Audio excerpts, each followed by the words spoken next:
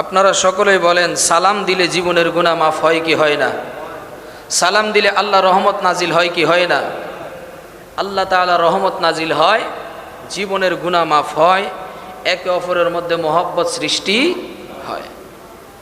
এই জন্য আমাদেরকে বেশি বেশি সালাম দিতে হবে, দরকার আছে না নাই? আমাদের সমাজে বর্তমান ইয়াং জেনারেশন যারা আছেন, আমার ভাইয়েরা, বর্তমানে এই সালাম নামক এত সুন্দর একটা আমল ইবাদতকে আজকে যুব সমাজ ছেড়ে দিয়েছে, ঠিক না ভাই? ঠিক। কিন্তু মুরব্বী সমাজের মধ্যেও দেখা যায়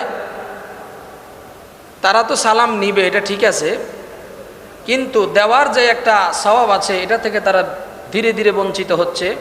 মুরব্বীরা মনে করে শুধু আমাদেরকে সালাম দিবেই কারণ আমরা মুরব্বী, কিন্তু অথচ আল্লাহ রাসূল সাল্লাল্লাহু আলাইহি ওয়াসাল্লাম বলছেন, যে আগে সালাম দেয় সে অহংকার থেকে মুক্ত। জোরে বলি সুবহানাল্লাহ। যে আগে সালাম দেয় সে পায় 90 নেকি, যে সালামের জবাব দেয় সে পায় 30 নেকি। আর যে সালাম দাতা, উনি সালাম লওয়ার যিনি নিবেন তার চাইতে সম্মানিত, দামি। সুবহানাল্লাহ বলেন। কেননা সালাম দেওয়া সুন্নাত, জবাব দেওয়া ওয়াজিব। সালাম দেওয়া হলো সুন্নাত, জবাব দেওয়া ওয়াজিব। সালাম যদি কেউ কাউকে না দেয় গুনাহ হবে না, কিন্তু দেওয়ার পরে যদি কেউ না লয় তখন গুনাহ হবে, ঠিক না ভাই? ঠিক। কিন্তু আমাদের মধ্যে সবচাইতে এখন এটা অকাল পড়ে গেছে, আল্লাহ রসুলের এই সুন্নাত আমাদের মাঝ থেকে দূরে সরে গেছে। আমাদের ইয়াংস্টার যুবক ভাইদের মধ্যে সালামের সুন্নতের প্রচলন এখন আর নাই। হাই হ্যালো গুড মর্নিং আছে না নাই? আমার ভাইয়েরা,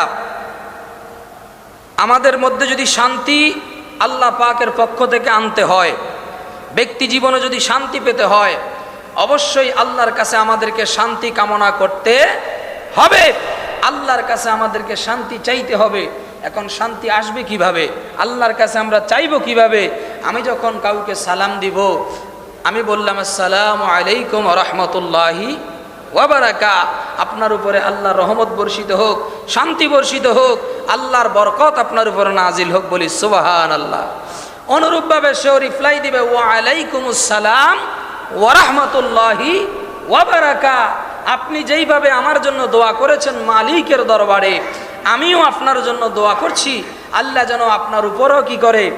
রহমত বর্ষণ করে, আপনার উপরে বরকত দান করে, আপনার উপরে আল্লাহর অনুগ্রহ নাজিল করে, বলি সুবহানাল্লাহ। একজন মুমিন মুসলমান যখন একজন আরেকজনের জন্য এইভাবে দোয়া করে, তখন আমার আল্লাহ পাক অবারিত রহমত এবং বরকত নাজিল করতে থাকে। একবার জোরে সোরে বলি সুবহানাল্লাহ। অতএব আমাদের মধ্যে এই সুন্নতের প্রচলন দরকার।